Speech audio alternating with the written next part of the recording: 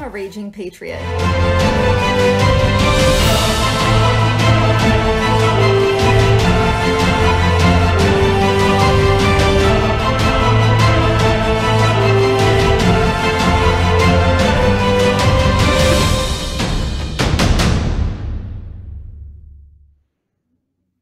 Welcome to KSok Uncensored. Today we are focusing on Colorado. For those of you who are not aware, people who live in the state of Colorado, they say Colorado, not Colorado. My husband and I went rounds on this, and I was able to confirm with my guest today, I am correct. Colorado, like rad. Anyways. You're welcome. You're welcome for that. I want to dive into I'm going to share something that happened to me. I did the same thing last week, and I feel like that's the best way to really hit home what's happening in our country, especially here in the ultra blue state of Oregon. So this past Saturday, I attended a baby shower. Now, I won't go into too much detail on who was there, but this is what happened to me. As you guys know, I am not planning on getting vaccinated. I am not vaccinated concerning the COVID vaccine.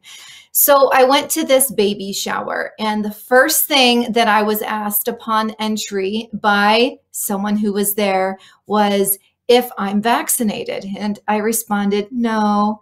And she then said, then you need to stay that far away from me. I'm like, okay. And, it's one of those things. I really felt like a leper. There were 25 women there, and I would say 5 of us were openly unvaccinated. And those that were hugging, and it was the weirdest interaction I have had in quite some time. I honestly felt that I should have been wearing, not that I ever will, but some type of indicator, not vaccinated, stop asking me. If you don't want to hug me, that is perfectly fine. I'm not really a hugger anyways. But I couldn't believe the audacity to just openly ask somebody that, and then to basically say, mind you, I'm co-hosting the event, and then basically say to stay away from them. Have you guys heard of shedding? Let's talk about that aspect of the COVID-19 vaccine. There is shedding, where just like dog dander, people have allergic reactions to the dog dander, cat dander, etc. Humans that have received this vaccine, they are shedding and sloughing off, whatever, the skin cells that do contain elements of this vaccine and its contents. It is negatively impacting those who are not vaccinated in many ways. For women in particular, women are experiencing incredibly heavy menstrual cycles, skipped menstrual cycles, spotting, all sorts of reproductive issues, amongst many others, including heart issues, your internal organs. So this is a big deal. And, I personally felt like saying, how about you stay away from me, because you're shedding off your COVID vaccine right now, and I don't want any part of it. But I'll tell you what, it was frustrating. I kept it together. My friend's only going to have one baby shower in her entire life. And I decided to take the high road and be incredibly courteous given the situation. But it took everything I had in me not to go KSok Uncensored on them, because that was just so rude. And it truly made me think of Nazi Germany with the armbands and the indicators, the star indicators. So I truly feel like we are not that far away from that. And it was a sad experience, being that I knew 80% of the people at this event. Incredibly frustrating. So I'm just curious, and feel free to pop in the comments. As you guys see, you see comments pop up. Is anybody else dealing with this, where you are ostracized for your personal decision? It is crazy, Chris, for your personal decision not to get vaccinated. I was just watching a video of a woman who She was like, you know, I was expecting at most to have flu symptoms, and she's paralyzed right now. It's just one of those things where it should be our own decision. And man, you know what? I guess I'm going to get a lot less hugs living around this area. And, you know, that's just something I'm going to have to be okay with. But moving on, there was something really interesting that happened. So as you guys may or may not know, in the state of Oregon, especially in the Portland metro area, 15 counties, including the one I live in, because I neighbor Portland, we were put into extreme risk 1 week ago by our governor, Kate Brown. Now, what it did was it shut down gyms, restaurants. It brought the capacity to 6%. Very odd percentage. It's basically nobody, 6%. So that was supposed to go through the middle of June. Okay, so timeline. Damian Lillard on Tuesday, he tweets out at around 1 o'clock in the afternoon, he tweets out something to the effect of, are we going to be the only team in the league without fans in our stands? And within 4 hours, our governor made the decision to move these 15 counties out of high risk into moderate, bringing us up to, I believe, 36% capacity. I don't believe in consequences. And I was like, wait a minute, did Damian Lillard, did he single-handedly get our state reopened? That to me was pretty wild and sad. It's great on one level, but very sad on the other that that's what it takes to get somebody who is leading like a tyrant dictator to move into some normalcy. It takes a basketball player. Oh man, but you know what? Good for him for speaking out. When he posted that on his Twitter feed, he had a lot of different NBA players saying, yeah, that's crazy. I just played in Utah and we had 8,000 fans, etc. So I do feel like that put pressure on her, along with a lot of businesses not complying to reopen 5 weeks ahead of time. So kudos to Damian Lillard. He is a well-regarded basketball player and athlete in the state of Oregon. We don't have many. You guys, the Blazers are the only show in town for the state of Oregon outside of college ball. But interesting set of circumstances there. Well, what I want to do is I want to jump into who our guest is today. And actually, I am so excited to have Derek on because as a creator, you'll see a lot of creators coming through and only a few or a dozen or so will resonate with you. And when I saw Derek's work, I was immediately like, oh my gosh, this person is my people. And you know what it was? I thought of Derek as the guy that you want in your class in high school because he's just going to have you in stitches like the whole time. I wasn't a class clown, but I definitely was like their wing woman, right? So I just love to be around someone with a great sense of humor.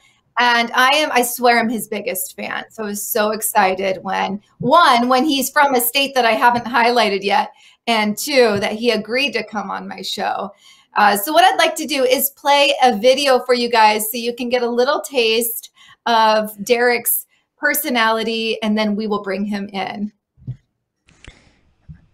Okay, there's no way this video is real. Let's watch this. There's no way that's real. Look at this woman. There's no way that's real. There's no way that's real. Look at that crap. No way. That's like something I would do as a joke. It's like funnier than anything SNL ever did this year. One more time. Look at that. I'm a teacher. Shout out to this woman who did this. I'm praying it's a joke, because good Lord, if it's not. Oh my gosh. Hey, this is how big of a fan I am. Stop. Before we get started, you're not vaccinated? Do you want to hop off the call? I'm done. I am done. Oh my God. No, let's get serious. Oh yeah, wires. Oh my gosh, seriously. Like, okay, so I was so excited about making this hat, but this is like, clearly I don't have the gift. I went like Christopher Columbus. So, yours yeah, is that's yours is huge. Okay, mine's little and does the job, and creates enough energy for me to have life force or whatever. So, and but yeah, yours flattened. That makes a lot more sense. Yeah. So I will do better. I will do better. Well, thank you so much for coming on. I appreciate it. You're awesome. Oh my gosh. Like anytime I need a laugh, which is often lately, I'm like searching you out and go watch what you post because you post every day, which is fantastic.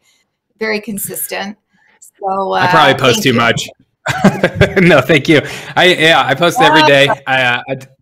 I do a daily news show every day of just like all the news that I think is important to talk about. And then I also just do like reaction videos to press conferences or whatever propaganda video the White House puts out. Their 1 minute propaganda film that they want you to show how good a job Biden's doing, or, all that stuff that they put out so that you could just drink the Kool-Aid. And so that's why you got to wear these for safety. Propaganda is the right word for that, for sure. Yeah. Yes. Well, they're not informational. No, you seem fine to me. I don't know. Uh-oh. Oh yeah, you are frozen. Anyways, nothing wrong with being frozen. Hey, you're back. Yeah. You're back. Maybe. It's the big tech overlords. Yeah. They're like, yeah, we're gonna shut you down. You better get on Clout Hub like now. That's the new. You know what? I don't know about you, but people keep going. You just want clout. I'm getting like, that's the new hater thing right now.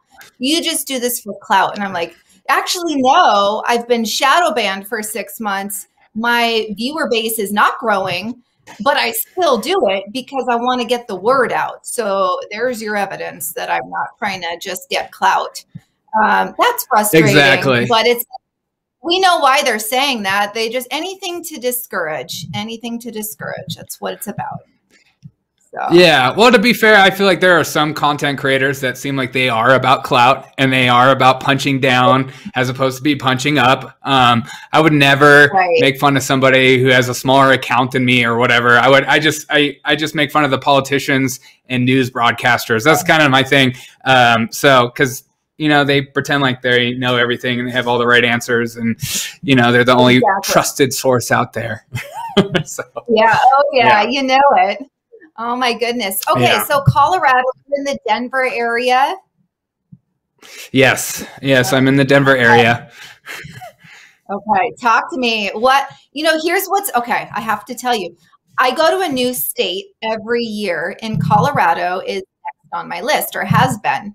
But I purposely haven't gone because I'm like, I am only giving red states my money right now. And so I'm so curious because in my opinion, Colorado is just so beautiful. And it has just all of the outdoor activities one could ever imagine. And I used to be naive and I would think more of the city states were the liberal little havens. And then I would think like the beautiful country-esque would be where conservatives were. Boy, was I wrong. But talk to me about why you feel Colorado is so blue. Because of Denver, and just because of all the Californians that moved out here. I mean, that's what they say, but it's also just the Denver politics. It's very deep-seated, and there's a ton. It's just very heavily populated, so it controls most of the state's direction and where to go. And so, but I would say it's funny because we've talked about like splitting the southern half and the northern half, and because we have Fort Collins and Denver, and they're very liberal, and then we have Colorado Springs, where the University of the Air Force is down there. And then just even farther southern, and some of the smaller towns, mountain towns, and then also towards the east where it's like very deserty. It's very conservative too. I'm in a conservative part of Denver, but there's just such a heavily dense populated city that it controls so much of what goes out. We have a couple of people that are on the big scene, like Laura Boebert. People hate her because she carries her gun around everywhere. I don't know if you've seen her. Yeah, she's awesome. I try to get her on my show. I think she thinks I'm a gotcha show, but I'm like, you can come on and we'll talk. We'll have a good conversation. But yeah, it's Denver, and it sucks, and it feels like you feel stuck. I know that dynamic all too well. I know that dynamic all too well because that is Portland. Portland dictates the entire state, there is a lot of red in the state of Oregon, and super frustrating. I'm sure you're on the same page with this. One of the things that can tick me off so quick is when even people who follow and subscribe to me will say, oh, you voted him in, now deal with it. I'm like, oh, those are fighting words, because no, I did not. So that's out of me. But do you get that from people also? Yeah, and I understand what they're saying, their sentiment behind it, because there is some truth that we're a collective, but at the same time, it's it's your own darn vault for staying in the same state, I guess. And there's a good big group of us, and I feel like the conservatives out here are really conservative because there's like a strong line, as opposed to where I'm from in South Carolina. There's conservatives, and then there's like, I'll vote red, I guess. But the people here are very, so I don't know. Yeah, that one's so hard. And so you just have to stick close to your local politicians. Right. That makes so much sense. It's funny you mentioned like we're staying in a state where we don't agree with the politics. And I have totally looked into moving elsewhere. But then I've also had people, like I'm a member of Free Oregon, and the founder is like, don't run away, stay and fight for our state. So I have that too in me where I'm like, I get it. We can't all just run to our safe havens. I don't know. Yeah. I get it. But I don't like putting the armor on every morning. So that's exhausting. Yeah. Or pretending that you're not one, I guess, in some corporate settings. But I think also I'm a Christian, so I'm called to go to places that there aren't a lot of Christians, and Jesus said that it was going to be tough, and I was going to have to take up my cross. And he said, if you're going to live like me, you're probably going to die like me. So it's not like I don't have that mentality where I'm like, I need to stay safe. You know what I mean? It's just a very frustrating time. So yes, I'm with you too. I am growing more and more bold. I feel like, there was something, I believe it was part of a Reagan speech that was recently resurfacing. And it was basically, you were not born to fit in, you were born to stand out. And I'm like, that is so true. Like, I feel that about myself. And that doesn't mean you're going to be the popular one at all. Quite the opposite, actually.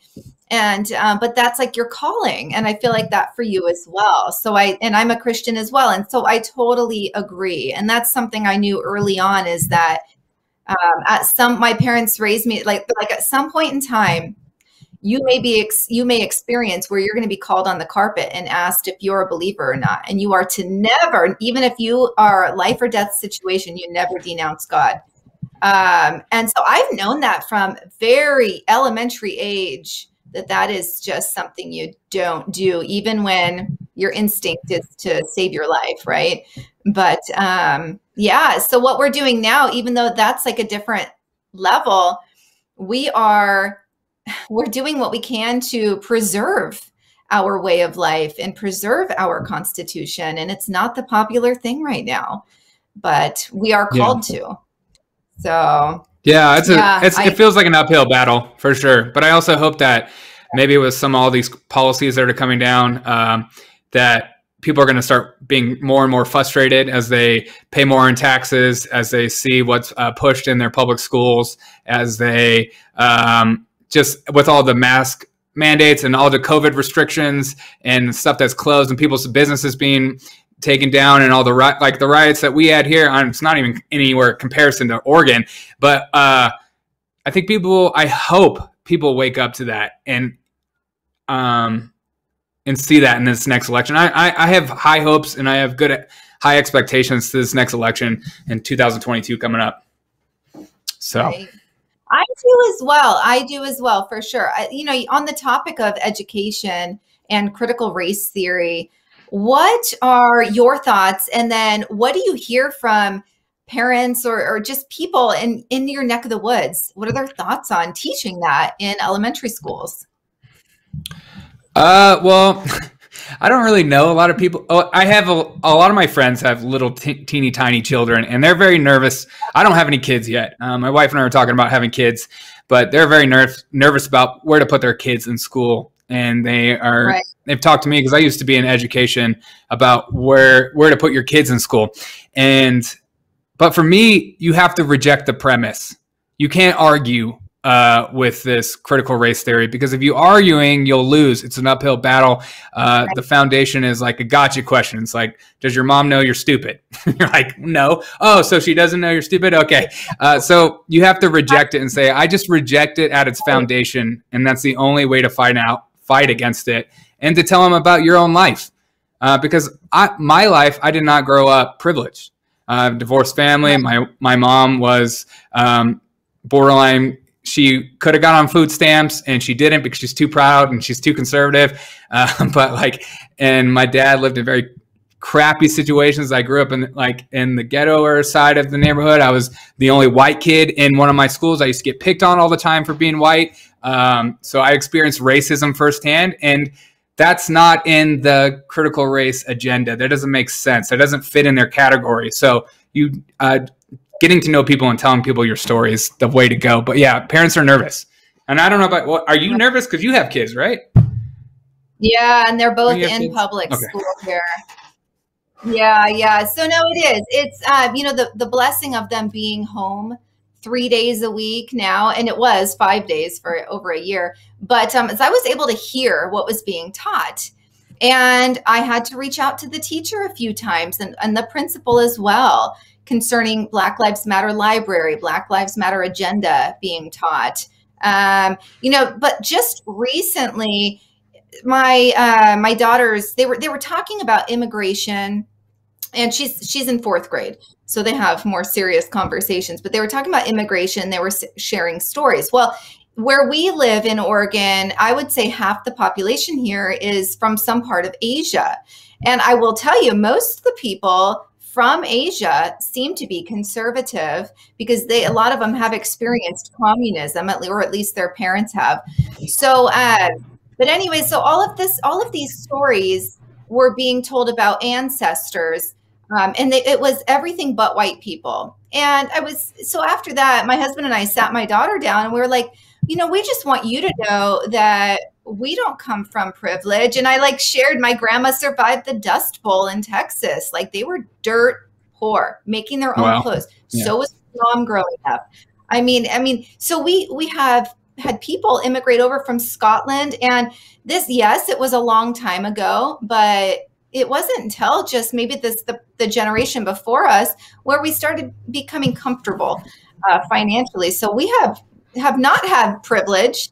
And I was even sharing with her, I'm like, I have an associate's degree, and I barely got that. I'm not a good student, but I've worked with my work ethic and my personality. I've been able to achieve. And so I think it's so important, like you said, share your story, because, just because we have white skin doesn't mean we do come from that point of privilege. No, we could only buy something with a coupon. And seriously. So there's just it is important that our kids feel armed to be able to share those stories as well. And my daughter clearly didn't, but now we've given her some background. So hopefully she will feel comfortable the next time. But be proud of we're from Europe. Doesn't mean anything different. We still immigrated from Europe, and talk about it. Be comfortable to talk about it. You're not the enemy. So I think that's a very powerful statement you said about your kids feeling comfortable with who they are. I think that's like such a profound thing to say, because I feel like that is what is going on in our schools today, is that these kids that are being taught these things are just starting to feel uncomfortable with who they are, not because of what they've done or they've been rude to a kid that day or they're mean to their mom or they're making bad grades or whatever. They're just feeling uncomfortable because of what they look like. And that is the definition of racism. But that doesn't mean it. That word doesn't mean what it used to mean. And we have to take that word back in some capacity. Right. Exactly. I completely agree. Yeah. So that's been the thing. My son is 7 and he's in 1st grade, but he will be the one that's he's very outspoken already. And so I don't have any concerns there. He'll be schooling them for sure. But yeah, so that's getting in trouble. He probably will, but it'll be like where I'm proud of him because it'll be for standing up for himself. So yeah, just yeah. Shoot, I missed my message from Juan. Sorry, Juan. Okay. All right. Sounds good. Thank you, sir. Yeah. I'm just going to tell you, hey, we're live here. I missed one of my cues. I just like to air my human side. I think that's important. But yes. So what people don't realize is we're going to pull a 180 on them in 4 minutes, but I won't go there. But I'm excited.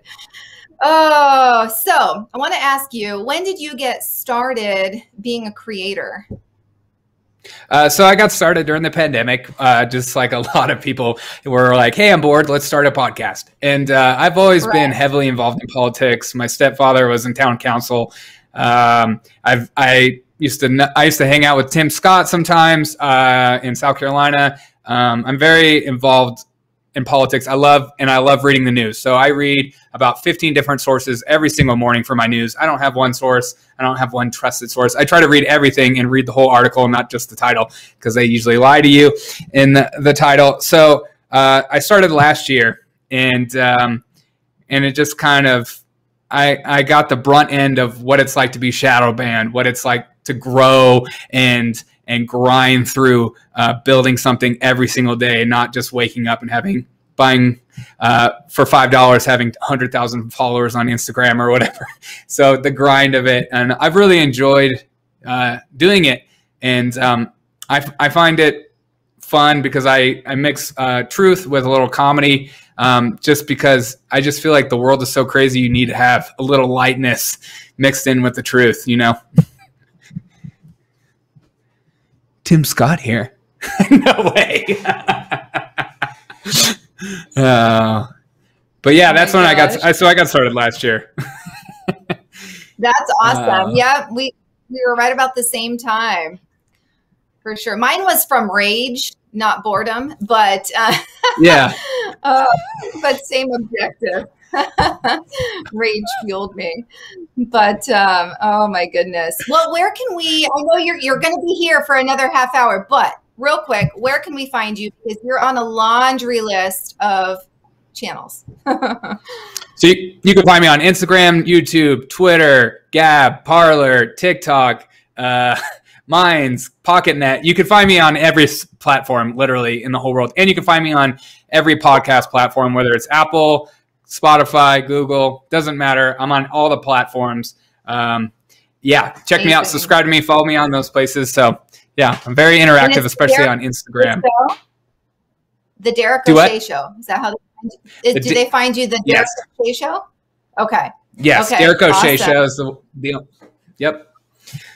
Love it, love it. All right, well, we're going to go to a quick break, and we will see you back. Don't go anywhere. The Second Amendment is a priority at the Loaded Mic. If we don't defend the right to keep and bear arms, there are people who are happy to violate it. The strategies and tactics of the anti-gun crowd and politicians are sinister. We need to understand those tactics. I wrote the Good Gun, Bad Guy book series as the rule book to their evil game, so we can understand their strategies and motives to defeat them. Understand the mindset of the anti-gunner in Book 1. Learn the media strategies behind the gun grab in Book 2. And understand the politics behind their mission in Book 3. Go to goodgunbadguy.com.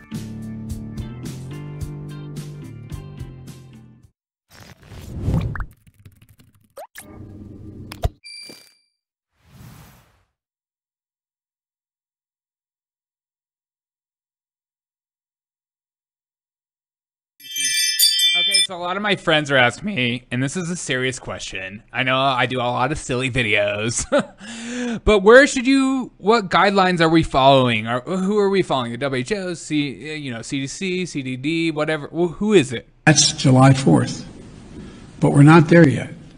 That's why I'm asking people to continue to follow the CCD guidelines. There it is. CCD guidelines. Wait, what do you say? CDD? Continue to follow the CCD guidelines. Follow the CCD guidelines, people. Make sure to tell all your friends and family. Follow the CCD guidelines. I'm looking it up right now. I'm struggling to find who the CCD is, but keep looking, keep searching. I believe in you. You believe in me. Let's keep finding the CCD.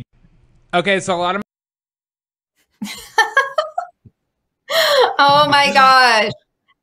Oh my God. Hey, you guys notice that we're on opposite sides? Flipping the script. Yes. Okay, right. My turn to interview you. What? Yeah. Let's get into it. Let's get into it. What are your thoughts on Caitlyn Jenner? Go. Oh my gosh. You know what? I actually really like Caitlyn Jenner. This is embarrassing, and I hope I don't lose followers, subscribers over this. But I did watch the Kardashians, and I loved Bruce. And Bruce has always been a staunch, outspoken conservative.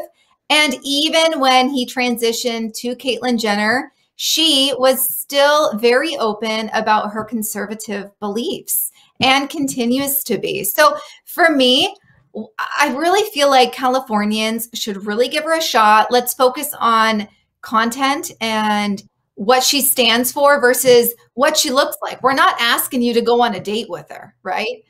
So 2 thumbs up. Oh man, I think you just scared me just there. I'm just thinking about going on a date with Caitlyn Jenner, and I just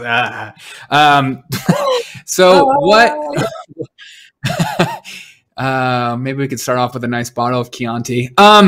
So what?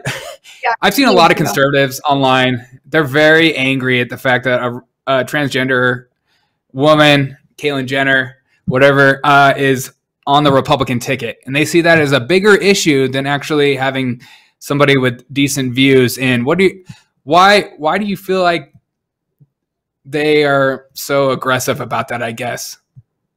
You know, what I feel like is somebody brought that very point up to me, and they were, because I said, Californians, please be open-minded. And they said, how do we know that Caitlyn is going to remain, if she is elected under the Republican Party, how do we know that she will stay true to the party? And they said, just look, she couldn't even stay a man. And I'm like, okay, I see the thought process, but that's also very, very, it's like a whole new level psychologically. I just feel like, honestly, it's disappointing for me to hear that, because I do feel like we need to stay laser focused on who is going to deliver. And when you have somebody who is transgender, who is willing to put their neck on the line to say, oh, trans people should not be competing, trans men should not be competing in women's sports. She has put her neck on the line with her own community by standing up for what she believes is right. And I personally feel that she will continue to do that. I find that we should focus less on the packaging and more on what's inside. Yeah, I think that's interesting. I mean, because I know a lot of conservatives love Kristi Noem, not only because she's a babe, but she's also in the South. Right. But she didn't really. She kind of caved to the whole transgender and NCAA thing. So I thought it was interesting that Caitlyn stood up against it. And it's funny to see somebody like Caitlyn has more cojones than Kristi Noem about that issue, and it seems like Caitlyn would be like, I don't care about NCAA. This is what I believe to be true because I want to protect females in sports. And right. And that's just so, but then we have all these conservatives that are more mad about Caitlyn than they are about their own Mitch McConnell's, right. Or, you know, right. Who's that guy in soccer? It is unfortunate. This brings us back to human nature. Human nature does not like what's different, because it's the unknown, and it creates that general anxiety, right? The unknown, fear of the fear of the unknown, right? So I just think that that's what it is. And yeah, it's unfortunate. I do feel like, I don't know. I personally feel she has a good shot and that she will prove a lot of the naysayers wrong. And you said that I'm interested to see. Well, you set me up. You set me up. Notice I didn't fall right for it, but I do have needs balls. Here, so I was smirking inside for sure. Oh, exactly. Chris agrees with me. Thanks, Chris. I appreciate it. But, no, I agree. I think there's bigger issues in the Republican Party to deal with than being so focused on the fact that a transgender female is running for California when California is such a mess. And the idea of having a Republican governor in California would be insane to begin with. So it makes sense that a transgender woman would be the first Republican out of California. Let's just be honest about that, too. I don't know. So I'm curious. I want to know your thoughts about this, too. So I know you're a very back to blue person, and it's all over your channels and stuff like that. What are your thoughts on defund the police, and should those cities actually get rid of the police so they learn their lesson? Oh my gosh, that's a huge one. No, they shouldn't defund the police. I'm in one of the cities that was defunded, and as everyone knows, my husband is a police officer in this city. So we were able to see firsthand the ramifications of defunding them. We have homicides up 2,000% so far. The list goes on. They've now refunded the Portland Police Bureau $4 million to put this gun violence team back in place, but the damage is done. It would be tempting here. Okay, selfishly, because I live in one of these cities, I beg of them not to get rid of the police because I would be directly impacted, as would many people that I care about. It would be nice to say, and I even think of New York. I've lived in New York City. I know a lot of people who still do. And as much as I would love to say, yeah, the NYPD, all of them should have the blue flu for a week and show them what it really looks like. But the truth of the matter is, there are innocent people such as myself who don't vote for these clowns that would be drastically impacted. So I don't want to see that happen. But what I do want to see is more light. For instance, when Minneapolis defunded their police, their crime skyrocketed. And so they were doing the whole refund bit as well. And so what we need to do is do more, shed light on the fact that here is what you did and here's the ramification from it. But the problem is no one seems to care. It's all about this agenda.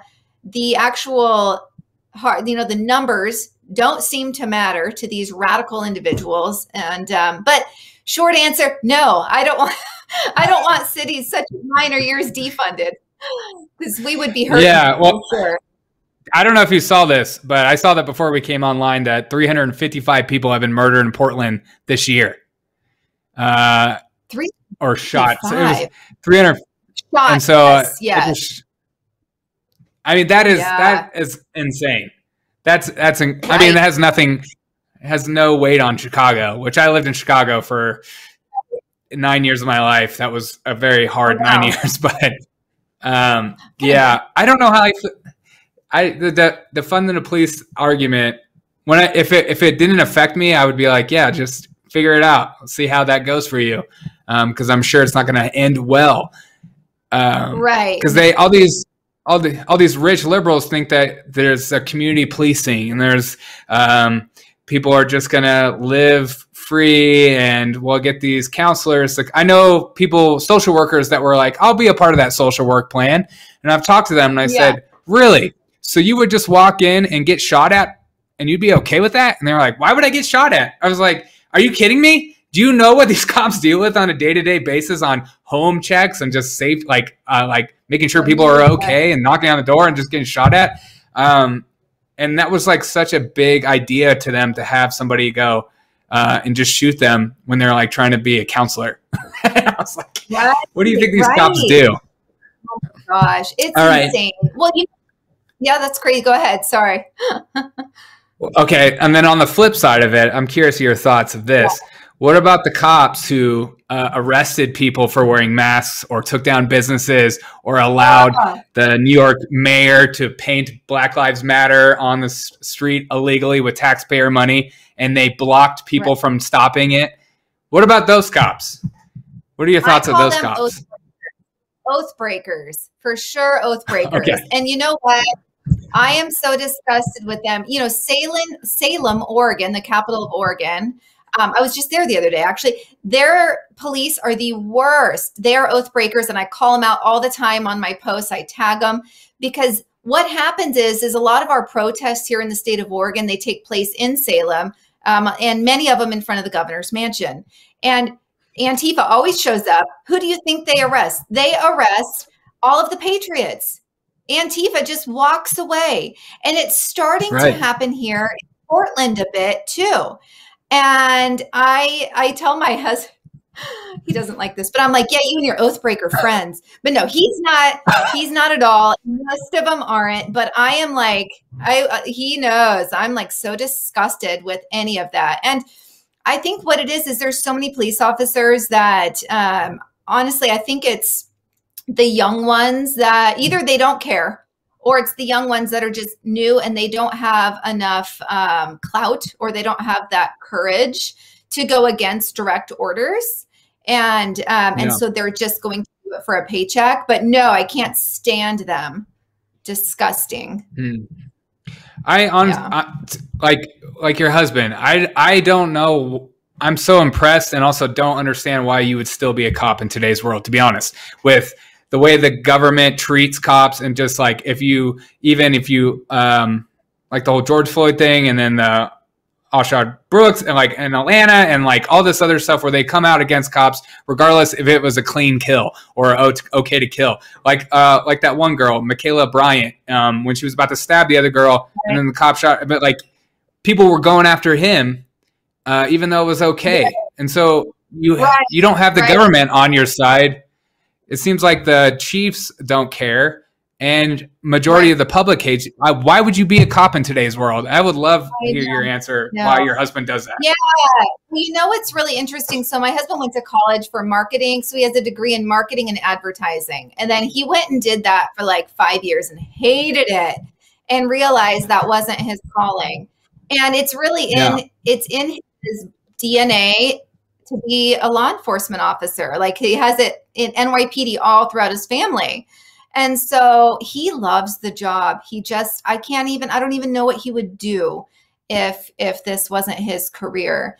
And he just really enjoys what he does. And the sad thing is that it is really niche as far as like what I do. I can transition into so many other industries, but law enforcement is law enforcement. And unless you're going like private security or something like that, it's very niche. And you are there 30 years, and then maybe you do something afterwards. Maybe you do security afterwards, but it's not the type of job that you can they make decent money, most of them. And so it's hard to just quit that. And then what's he going to go lean back on his advertising degree that he hated from years and years ago?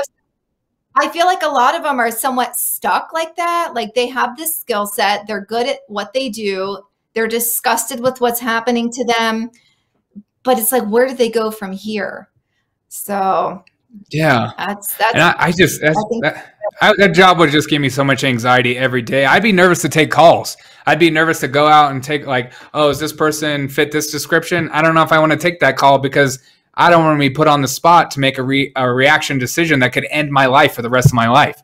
I just don't. That anxiety is unbelievable. How does your husband deal with that? And how do you deal with that as a wife of someone that goes into that every day, that he can make a split decision and he could be on the news everywhere and labeled a racist, labeled a killer, labeled all these irrational things, even if he was totally in the right?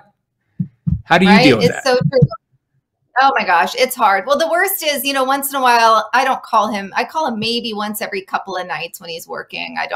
I'm not a naggy wife, but I did call him recently, and I heard him dispatched to a call where somebody was broken down on one of the bridges here in Portland. And I was like, oh my gosh. I'm like, oh, those are so dangerous. I'm like, please stay on the side of the road. And he was like, oh, I'm good. Thank you. But, and that's just for a call with a broken down car on a bridge. I just think of him being hit by a car. This happened on the Long Island Expressway. But anyway, but that's mild. I mean, it's difficult. I've really had to, one, not call him because I can hear his calls coming through when he's on duty. And so I just will text him like, hey, how's it going? Keep it surface. And honestly, it's very difficult. But, and actually having kids has helped me so much because I'm so exhausted by the end of the day that I can't be up all night worrying like I did before I had kids. So I just deal somehow. It's not easy. But that's incredible. And he's incredibly skilled. You know what really helped? I went on a ride along with him and I was like, he is good. Like the way he interacts with people. Oh my gosh, I was so impressed. And so that really helped me. I'm like, he is able to control himself. So I'm not worried about him and how he's going to respond. I'm worried about him, being unable to handle others' responses. But that really eased my nerves for sure. Yeah. Yeah, no, understandable. That's just a lot. That's a lot to take in, that's going on. And it just seems like every day it gets worse to be being a part of that system. Right. Absolutely. Yes. Do you have a question or something? It is truly a problem finding a job anywhere after being a police officer. See, Drew is a former police officer. Same situation. Because of the stigma. The only thing that is left is bar, restaurant, private sector. Right? See, it's so you got to create your own job. Right? Yeah, you have to be an entrepreneur. You have to start something new because, and not to say that I have the same experience, but when I was a youth pastor and I was trying to get a job at like Apple and other stores, I had all my resume was just youth pastor working in youth ministry, and people were just like, "I'm not going to hire you, but crazy Christian dude coming around preaching God's word every 5." I'm like, "No, I'm a normal person. I can work. I'm a hard worker." There's that stigma. So I can only imagine, especially in today's world, if you try to get a corporate job and I've been a police for 25 years, police officer, what that stigma and that kind of abuse, like discrimination. It's like legit discrimination to like look at that on a resume. You know what? Not the company I'm with now, but a company that I was with within the last 10 years. I was the hiring manager and I had made a decision to hire somebody who had worked in the office of their church for the last 10 years.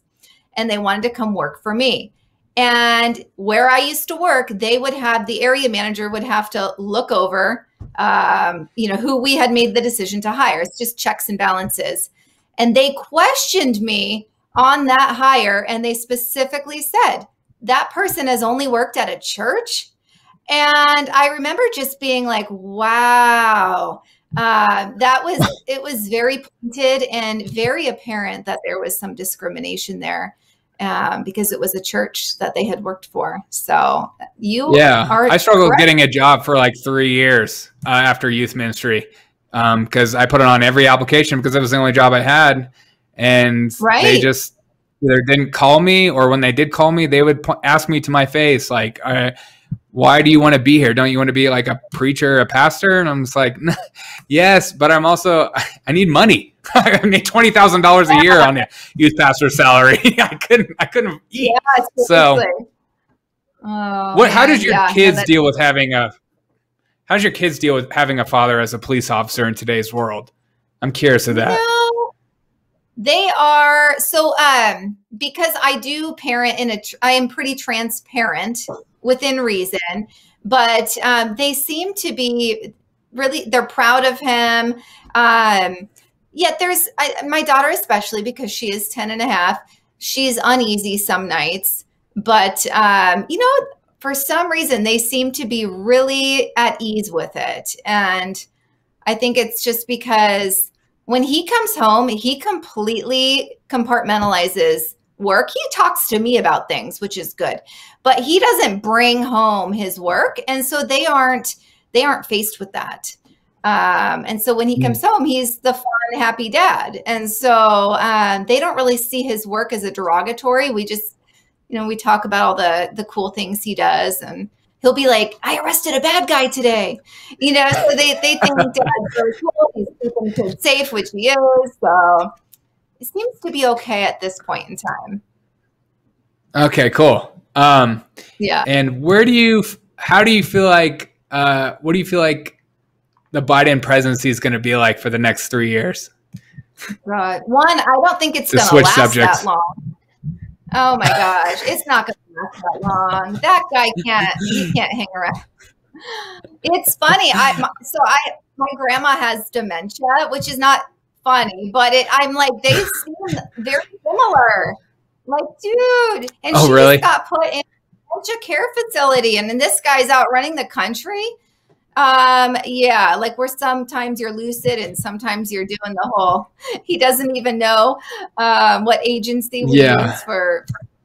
So I'm like, no, he's not going to last. Clearly he can't wait to hand the torch over to Harris. I mean, seriously, he's just counting down the days.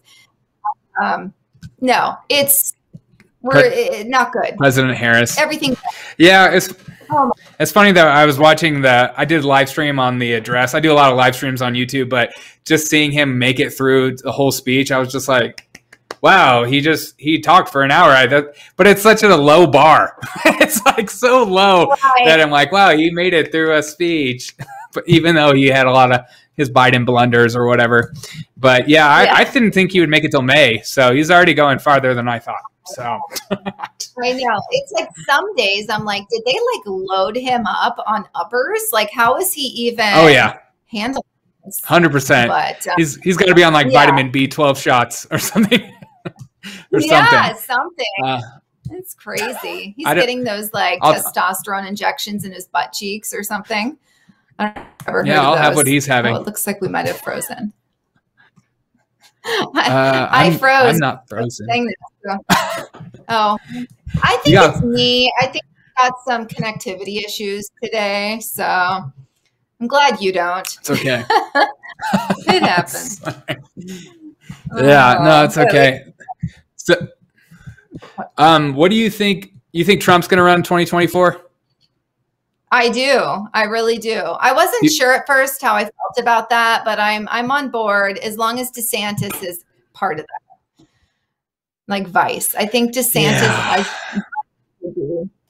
he's the man. But then I wonder, oh my God, poor Florida. Everyone's flocking to Florida right now. And then 3 years from now, DeSantis will likely be Vice. Yes. And who's going to be the governor? I don't know. Honestly, I almost want DeSantis to run more than Trump. I know that's blasphemy, but I think DeSantis would have a better chance of winning overall. And so I don't know. He's such a smart guy, and he owns the media every time they talk to him. And I think it's refreshing to hear someone speak logically and sophisticated and still be conservative. Right. You know. Right. You know. I actually agree with you. And I've said this openly. I actually thought DeSantis would be a better choice to run for president, just given the past. And I do feel like he has some of that savagery that Trump has. And that's why we love him so much. And he doesn't put up with BS. And so I feel like he would be the ideal candidate. But it does seem like Trump pretty set on running in 24. So obviously if he runs, hands down, he's got it. But we'll see. I think it would be smart if Tim Scott joined him on the ticket. I think that would be a smart play by him, or like a Candace Owens, or so somebody. I don't think DeSantis would be a VP. I don't know. I just don't see him taking that reign. Yeah, because it does seem like VPs are passive and they're just kind of like, arm candy in Yeah. a sense. But yeah, I agree. He's a leader. He is the leader. I agree with you on that for sure. So are you moving to Florida? I had thought about it. I'm not even kidding. So my husband doesn't want to leave his job. But we had thought about buying like a second property in Florida, like just to have in the Villages, the retirement community. It's not like you're old. It's like you have to be 50, and that's not old. So, so I'd be able to live there in 10 years if I wanted to. but yeah, it's on the radar. It's on the radar for sure. But we'll see. Well, he just gave things. Yes, he just gave cops $1,000 bonuses. So might as well. I saw that. Yes, I saw that for sure. Oh my goodness. Well, man. Derek, I appreciate having you on so much. You're seriously, I'm a huge fan of yours. And so this was really fun. Let me just, one more time. Yes. You know, even though my hat is an embarrassment, actually, in comparison. But yours is so big. I'm embarrassed to be next to you. I'm compensating. Yeah. I love that. I love that. And these are my son's sunglasses. So, you know, I have a narrow face. But oh, good times. All right, my friend. Well, we will have you on again. And thank you for flipping the script. That was fun. Yeah, it was fun. Thank you so much for having me on. I appreciate it. I appreciate you too. Great night. All right. Talk to you soon. Bye. He's still there. There we go. I love those awkward outros. Those are so fun. But hey, you guys, thank you so much for tuning in today. And it was really fun to have somebody on that I truly enjoy watching his content. And it was cool to be able to have a one-on-one interaction. And he's dead, just hasn't fallen over yet. I'm assuming he's talking about Biden. Yeah, no, so that was really good. And I want you guys to please go look him up. And he's on like every platform you can imagine, The Derek O'Shea Show. So wherever you're on, YouTube, Instagram, wherever, go find him. He's funny. He'll lift your spirits for the moment, you know, because there's so much negativity out there. So anyways, please go look for Ram on Clout Hub. You know, we run the risk of being censored on all of the mainstream media, even including YouTube and Instagram, etc., Facebook even. So if you could go check out Clout Hub and look for RAM, RAM, because our content is posted there. And that way it can't be removed. Also, Mike Lindell had rolled out Frank's speech. And though there are some issues with the rollout, we also have presence there as well. So if once it opens up to non-creators, which it may be already, and I might just not be aware, we are there. Look for RAM, and that is where our content will be posted. And on that, with Mike Lindell, we do have a partnership with MyPillow, and we have a discount code. So when you are making your purchase, use the code RAM, RAM at checkout, and that will give you a discount, and it will help us as a news source. I appreciate you tuning in so much. I look forward to seeing you next Thursday. And remember, we may be awake. Wait, I said that backwards. They may be woke, but we're awake. And with that, have a great night. I am a raging patriot.